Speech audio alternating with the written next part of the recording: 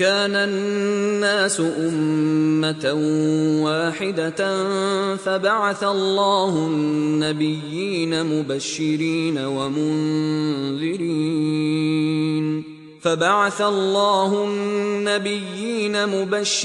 ومنذرين وأنزل معهم الكتاب بالحق ليحكم بين الناس فيما اختلفوا فيه وما اختلف فيه إلا الذين أوتوه من بعد ما جاءتهم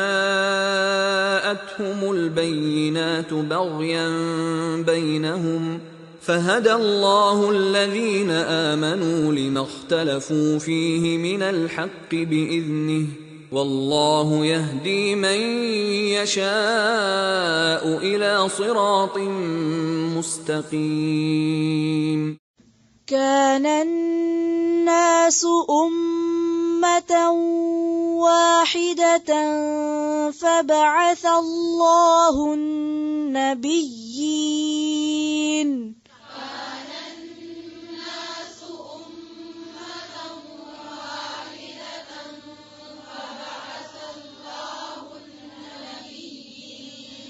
فبعث الله النبيين مبشرين ومنذرين وأنزل معهم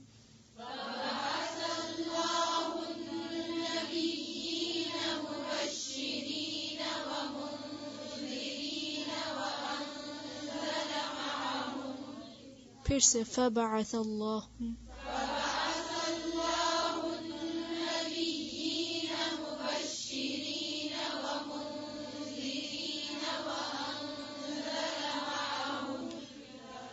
وأنزل معهم الكتاب بالحق ليحكم بين الناس فيما اختلفوا فيه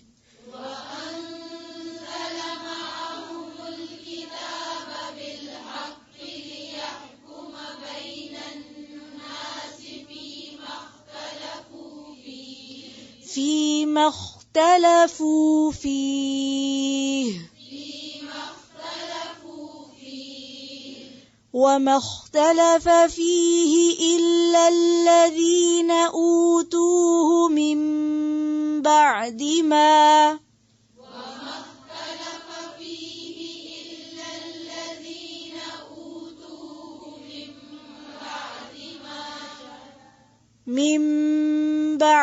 ما جاءتهم البينات بغيا بينهم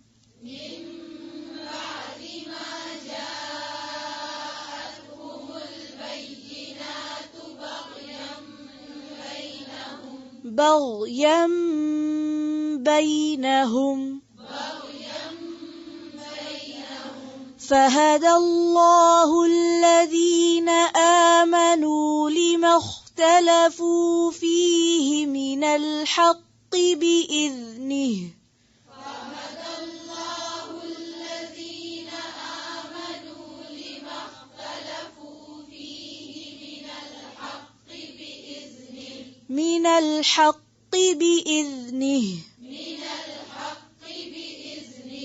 بإذنه والله يهدي من يشاء إلى صراط مستقيم. والله يهدي من يشاء إلى صراط مستقيم. والله يهدي من يشاء إلى صراط مستقيم.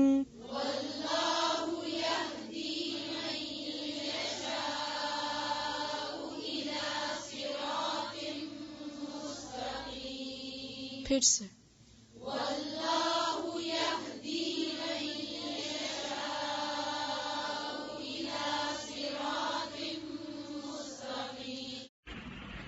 کانا تھے، الناسو لوگ، امتن امت، واحدتن ایک ہی، فبعث پھر بھیجا اللہ اللہ نے النبیین نبیوں کو، مبشرین خوشخبری دینے والے، ومنذرین اور ڈرانے والے بنا کر، وانزل اور اس نے نازل کی، معہم ان کے ساتھ، الکتاب کتاب، بالحق ساتھ حق کے، لیحکم تاکہ وہ فیصلہ کرے، بینا درمیان، الناسی لوگوں کے، فیما اس میں جو، اختلفو انہوں نے اختلاف کیا، فیہ جس میں، وما اور نہیں، اختلفا اختلاف کیا، فیہ اس میں، الا مگر، الذین انہوں نے جو، اوتوہ دیے گئے تھے اسے، من بعدی بعد اس کے، ما جو، جاءتہم آئیں ان کے پاس، البینات واضح نشانیاں، بغیاً بوجہ ضد کے، بینہم آپس میں، فہدا تو ہدایت دی، اللہ اللہ نے، الذین انہیں جو، آمنو ایمان لائے، لما اس کی جو، اختلفو انہوں نے اختلاف کیا، فیہ اس میں، من الحق حق میں سے، بإذنہ اپنے حکم سے، واللہ اور اللہ، یہدی ہدایت دیتا ہے، من جسے، یشاء وہ چاہتا ہے، الی طرف، صراط راستے، مستقیم سیدھے کے۔ کان الناس امتا واحدتا، لوگ ایک ہی جماعت ہوتے تھے، ایک ہی امت ہوتے تھے۔ امت کس کو کہتے؟ ہم خیال لوگوں کا مجموعہ، یعنی آدم سے محمد تک صلی اللہ علیہ وسلم سب کا ایک ہی دین تھا، انبیاء کا۔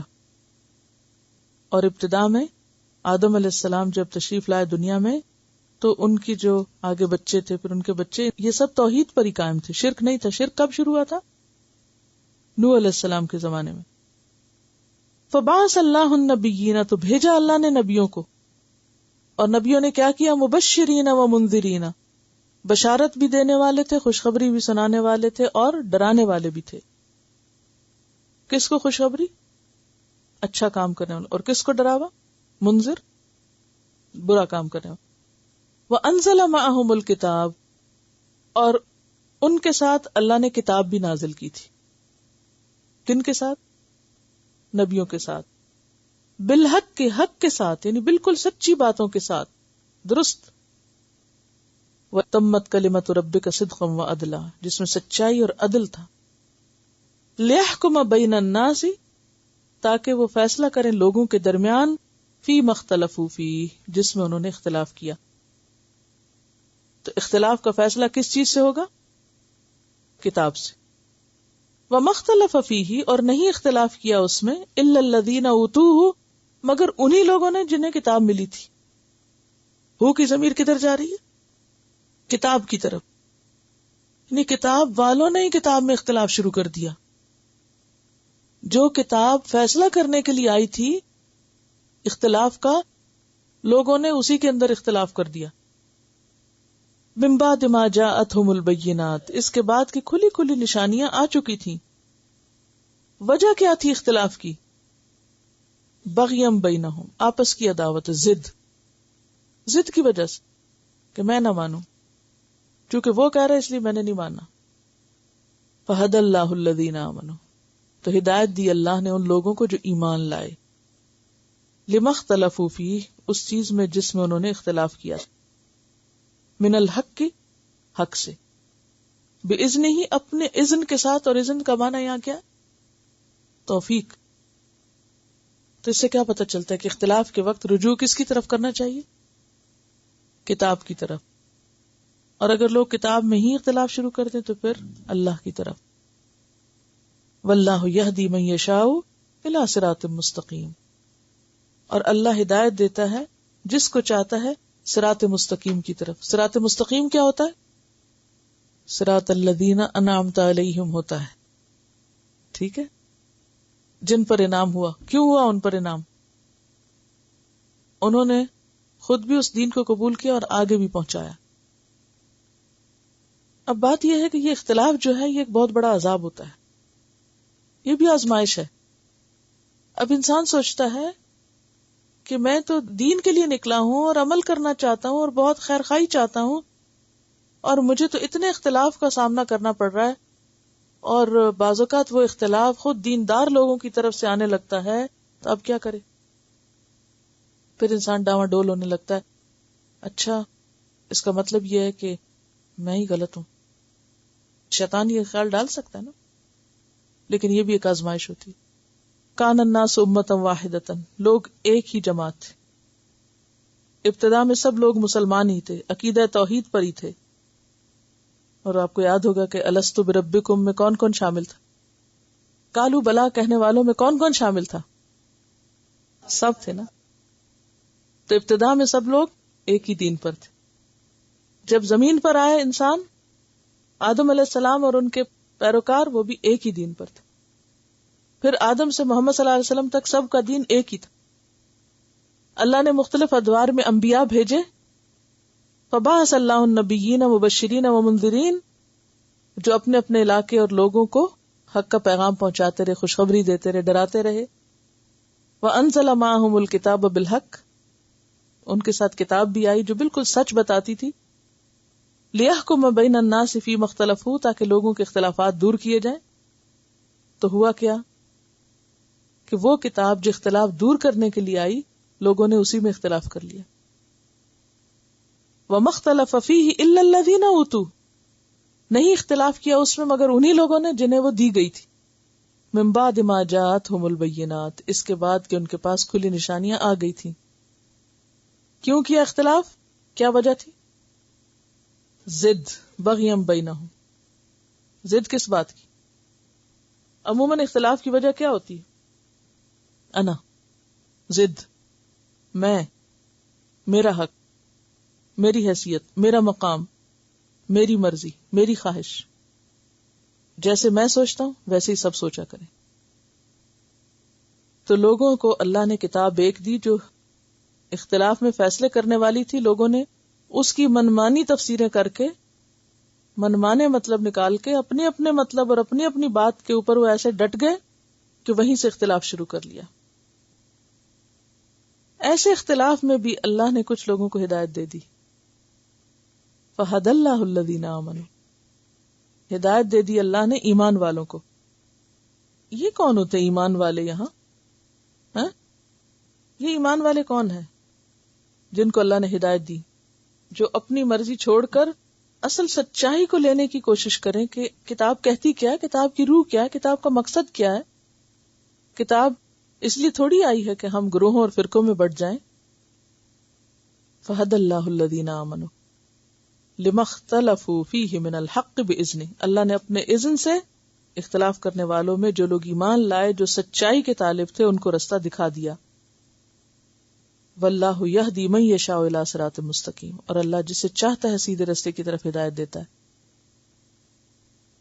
اسی لیے آپ صلی اللہ علیہ وسلم نے فرمایا تھا کہ میری امت میں سے ایک فرقہ ہمیشہ حق پر قائم رہے گا حتیٰ کہ قیامت آ جائے. یعنی کتنا بھی اختلاف ہو لیکن ایک فرقہ حق پر رہے گا. صحابہ نے عرض کیا وہ کون سا فرقہ ہوگا؟ فرمایا جس پر میں اور میرے اصحاب ہیں. جس پر میں اور میرے اصحاب ہیں. یہ بخاری اور ترمذی کی روایت ہے. آپ بتائیے کہ آپ کے اصحاب کس فرقے سے تعلق رکھتے تھے؟ کس گروہ سے؟ قرآن و سنت سے. وہی جو طریقہ ہے جس طریقے پہ صحابہ کرام رہے، اور پھر صرف مسلکی اعتبار سے نہیں، ویسے بھی دیکھیں کہ دین کو کس طریقے پر انہوں نے لیا. صراط الذین انعمت علیہم، قربانی کی سطح پر. وہ دین کے لیے دینے والے تھے، دین کے نام پہ لینے والے نہیں تھے. دین سے فائدہ آخرت کا اٹھانے والے تھے. اور صحیح مسلم میں مزید آپ صلی اللہ علیہ وسلم نے فرمایا میں خاتم النبیین ہوں، میرے بعد کوئی نبی نہ آئے گا. میری امت کا ایک گروہ ہمیشہ حق پر قائم رہے گا، ان کا کوئی مخالف ان کو نقصان نہ دے سکے گا. یعنی جو اصل حق پر ہوں گے ان کا کوئی مخالف ان کو نقصان نہ دے سکے گا یہاں تک کہ اللہ کا حکم آ جائے. ہاں، اللہ کا فیصلہ ہو کہ اب یہ لوگ بھی اٹھا لیے جائیں تو پھر اور بات ہے. اور پھر جہاں اختلافات اور مخالفتوں کی بات ہوئی وہاں پر یہ سمجھا دیا گیا کہ یہ اختلاف آزمائش تو ہے، لیکن آزمائش کے بغیر کسی کے دین کا کھرا کھوٹا ہونا پتہ نہیں چلتا. دیکھیے آزمائشیں کیوں آتی، آزمائشیں کیوں آتی، مشکل حالات کیوں آتے، رکاوٹیں کیوں آتی؟ پرکھنے کے، کیا پرکھنے کے لیے کہ کوئی شخص کسی کاز کے ساتھ کتنا کمیٹڈ ہے. یہ ہو نہیں سکتا کہ آپ دین کا رستہ اختیار کریں پھر آپ کی آزمائش نہ ہو. اور بہت سے لوگ کیا کرتے ہیں، جو ہی مشکل حالات ہوئے چھوڑ دیتے ہیں، بہت مشکل ہو گیا اور نہیں چل سکتے اس طریقے پہ، چھوڑ دیتے ہیں فوراً. لیکن کچھ لوگ ہر حال میں جمے رہتے ہیں. حضرت بلال پہ جب بہت زیادہ ظلم و ستم ہوتے تھے تو کسی نے ان سے پوچھا اتنے ظلم کیوں سہتے ہو؟ آپ کو معلوم ہے نا ان پہ کتنے ظلم ہوتے؟ کیا ہوتا تھا؟ تپتی ریت پر لٹا کر سینے پہ بھاری پتھر رکھ دیا جاتا، گھسیٹا جاتا. کسی نے پوچھا یہ اتنا کیوں سہتے ہو، کیا ضرورت ہے اتنی مصیبت اٹھانے کی؟ کہنے لگے جب تم بازار سے کوئی مٹی کا برتن خریدتے ہو تو اسے خوب ٹھوک بجا کے خریدتے ہو، ٹھوک بجا کے دیکھتے ہو. میرا رب کیا مجھے ٹھوک بجا کے نہ دیکھے گا کہ میرا لا الہ الا اللہ کہنا کتنا سچا ہے؟ تو ہر وہ شخص جو دین کی خدمت کا دعویٰ کر بیٹھے ایک دفعہ، اللہ تعالیٰ اس کو ضرور آزما کے دیکھتے. اب یہ کتنا قائم رہتا، اس کی کمٹمنٹ کتنی رہتی. اور پھر یاد رکھیے کہ آزمائشیں صرف یہ نہیں ہوتی کہ آپ سے کچھ چیز چھن جائے یا آپ کو کوئی نقصان. بعض اوقات دوسری طرف سے اٹریکشنز اتنی آ جاتی ہیں. مثلاً آپ نے پڑھنے کا ارادہ کیا اور آپ کو اتنی اچھی جاب کی آفر ہو گئی جو آج سے پہلے کبھی نہیں ہوئی تھی. تو ہر ایک کی کسی نہ کسی طرح آزمائش ضرور ہوتی ہے. یعنی طریقہ مختلف ہو سکتا ہے، رکاوٹیں ہر ایک کے رستے میں آئیں گی، یہ یاد رکھیے. کیونکہ اللہ نے دیکھنا ہے کہ میرے کام کا کون سا برتن ایسا ہے جس میں کچھ ڈالا جائے تو وہ پھر اس کو کنٹین کرے گا، اور کون سا ٹوٹا ہوا برتن ہے کہ جو ڈالے وہ نکلتا چلا جائے گا. کیونکہ دین کی خدمت وہی کر سکتا ہے نا جس کے اندر کچھ ہو، کچھ کنٹین کرے وہ. اور اگر کریک برتن ہے اور ٹپ ٹپ کر کے سب باہر ہی آتا چلا جا رہا ہے، جو لے رہا ہے وہ نکالتا چلا جا رہا ہے، تو پھر ایسے لوگ تو کچھ کرنے کے قابل نہیں. وہ دینے کے قابل کہاں سے ہوں گے؟ جن کے اپنے پاس کچھ نہ ہو وہ دے بھی تو نہیں سکتے نا.